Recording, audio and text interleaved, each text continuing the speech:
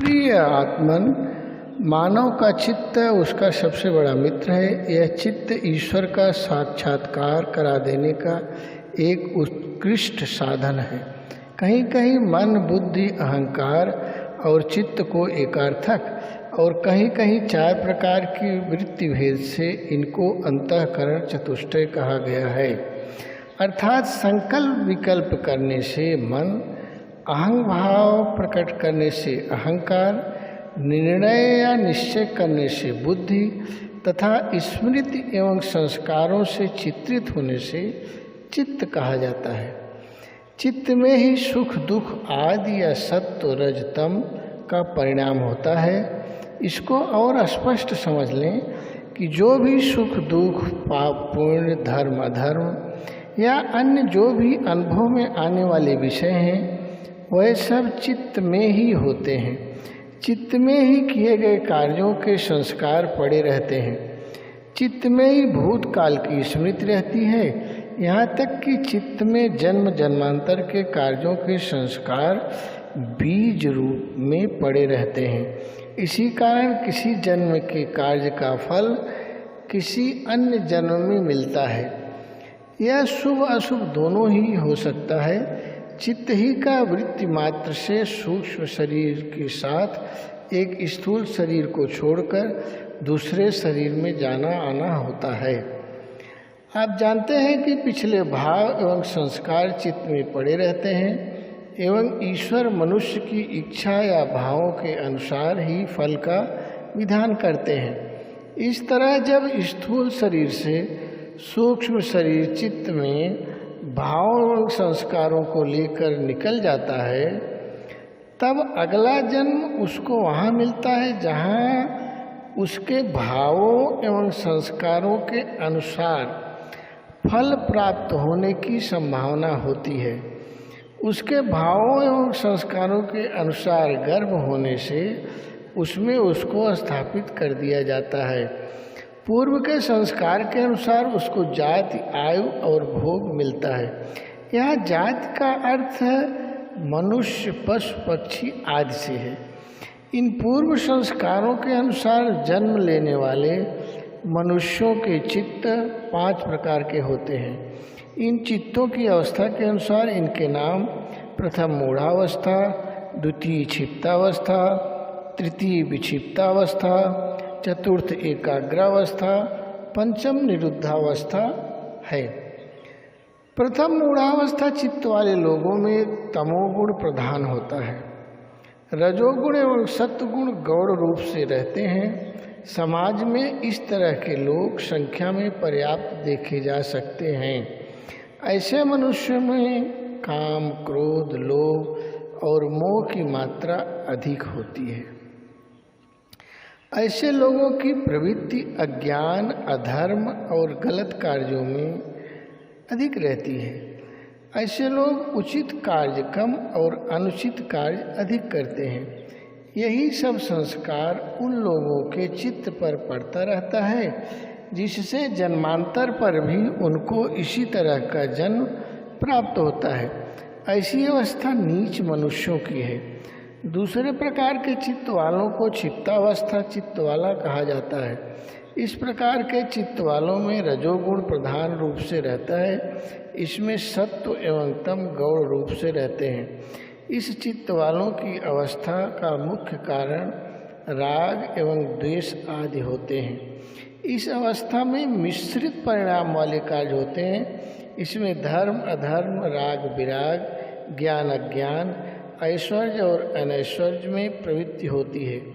इसको ऐसा समझें कि जब तमोगुण सतोगुण को दबा लेता है तब अधर्म, अज्ञान आदि का कार्य होता है, और जब सत्वगुण तमोगुण को दबा देता है तब धर्म एवं ऐश्वर्य का कार्य होता है। इस अवस्था वाले स्वयं को उन्नत कर सकते हैं तथा भावों एवं संस्कारों को भी उन्नत करके जन्मांतर को भी उच्च कोटि का कर सकते हैं।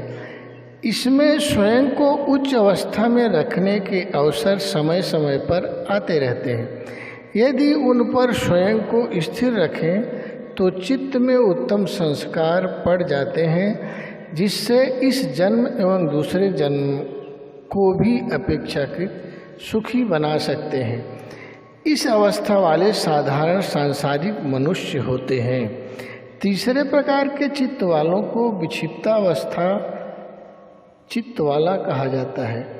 इस अवस्था में सत्व गुण प्रधान होता है, रज तथा तम गौण रूप से दबे हुए रहते हैं। यह अवस्था राग द्वेष काम क्रोध लोभ मोह आदि छोड़ने से आती है। इस अवस्था में सत्व गुण सब समय रहता है, अतः मनुष्य की प्रवृत्ति धर्म ज्ञान वैराग्य और ऐश्वर्य में रहती है, किंतु रजोगुण चित्त को कभी कभी विचलित करता रहता है। यह अवस्था ऊंचे मनुष्य या जिज्ञासुओं की है। यहाँ ऊंचे मनुष्यों से आशय है कि धर्म कर्म को पूर्ण आस्था से मानते हुए संसार में एक आदर्श पुरुष की भांति जीवन व्यतीत करने वाले मनुष्य। उक्त तीनों अवस्थाएं चित्त की अपनी स्वाभाविक नहीं हैं और न योग की हैं, क्योंकि सांसारिक विषयों का प्रभाव चित्त पर पड़ता रहता है। चौथा प्रकार का चित्त वाला एकाग्रावस्था चित्त वाला कहा जाता है। जब चित्त एक ही विषय में निरंतर लगा रहे, बीच में अन्य विषय न आवे, यह चित्त की स्वाभाविक अवस्था है। इसमें चित्त पर सांसारिक विषयों का रज तथा तम का प्रभाव नहीं पड़ता है। यह एक ऊंची अवस्था है। इस अवस्था अर्थात एकाग्रता को संप्राज्ञात समाधि भी कहते हैं। चित्त की इस अवस्था वालों को कभी किसी वस्तु का अभाव नहीं रहता। उनकी इच्छा ईश्वर की इच्छा बन जाती है। भावी घटनाओं का उनको आभास हो जाता है। पांचवें प्रकार का चित्त वाला निरुद्धावस्था वाला चित्त वाला होता है। यह चित्त की उच्च कोट की अवस्था है। इस प्रकार का चित्त उच्च कोट की योगियों का होता है, क्योंकि इस अवस्था में चित्त में किसी प्रकार की कोई वृत्ति नहीं रहती। इसमें साधक शुद्ध परमात्मा स्वरूप में अवस्थित होता है। यहाँ प्रश्न उठता है कि जब पूर्व के भावों एवं संस्कारों से चित्त जन्मांतर में उन्हीं संस्कारों एवं भावों की वृत्तियाँ रखता हुआ व्यवहार करता रहेगा, तब सुधार या संशोधन किस प्रकार होगा? बाह्य पदार्थ असंख्य हैं। चित्त का जिस पदार्थ से संपर्क होता है, वृत्ति उसी प्रकार की हो जाती है। अतः चित्त की वृत्तियाँ भी असंख्य हैं। इन सभी वृत्तियों का निरोध किया जा सकता है। चित्त और चेतन का अनादिकाल से संबंध है।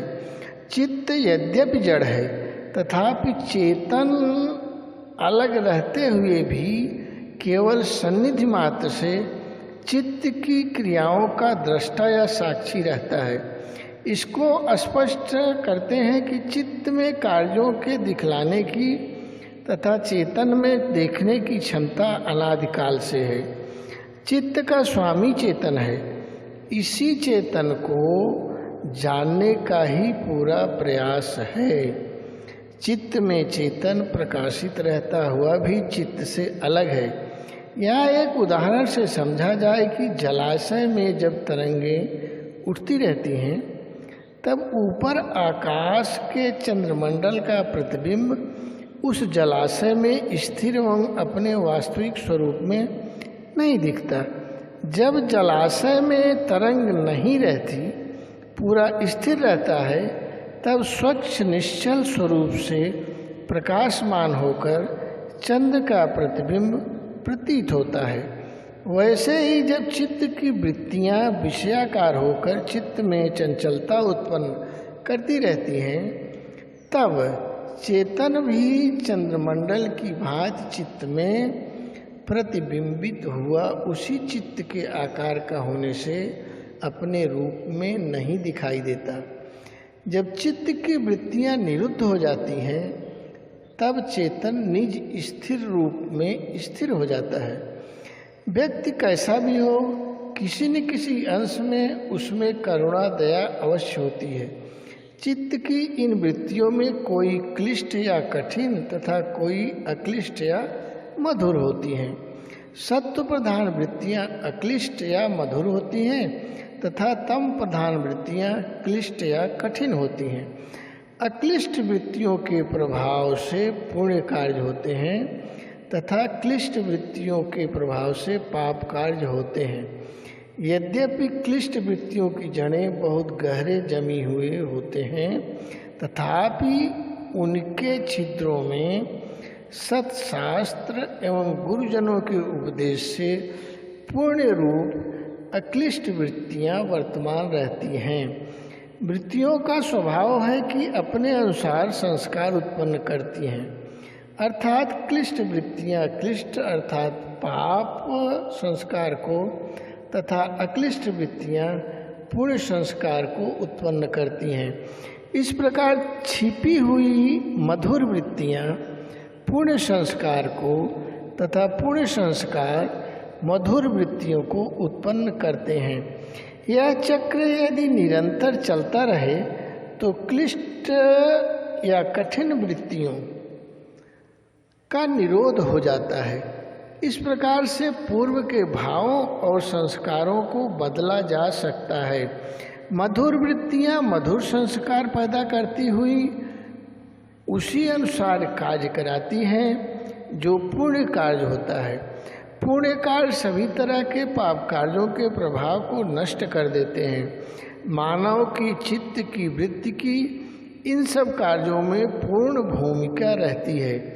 अतः चित्त को सदैव सतपथ की ओर प्रेरित करना चाहिए, जिससे मधुर वृत्तियां उत्पन्न होकर मधुर संस्कार उत्पन्न करें एवं पुण्य कार्यों के फलस्वरूप जन्म जन्मांतर सुखी हो जाए।